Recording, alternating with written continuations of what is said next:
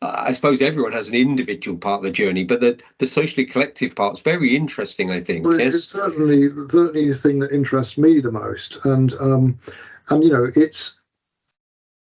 it provides meaning and identity. I mean, people use particularly the word identity in a number of different ways, and I think it's you have to be careful when you discuss what you mean by identity. But you know, meaning, addiction often attenuates your life meaning. I mean, again, it doesn't do this for everyone, and does it in varying degrees. But the point is that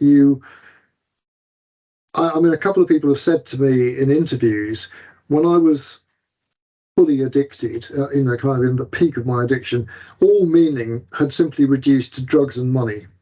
mm-hmm. You know, those were the only things that mattered in my life.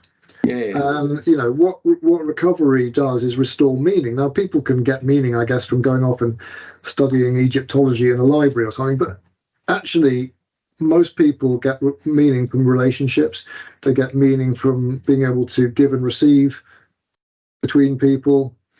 They get meaning from, well, not just altruistic stuff, but also having fun with people, sharing experience, all of those things which are, you know, the recovery movement offers. And I think it's moving towards sufficient variability. What I mean by this is that, you know, one of the ways you can get meaning is you can join a group of people who believe something very, very strongly. And have kind of rules and norms around that belief system. And I know, you know, that appeals to a lot of people.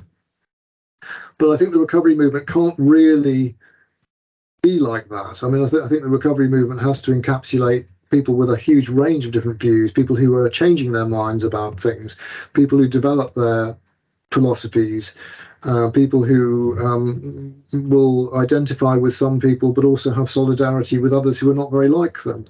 You know, that kind of range is very important. Otherwise, people get left out. You know, people, you know, you represent a certain kind of recovery, and that for me is no good.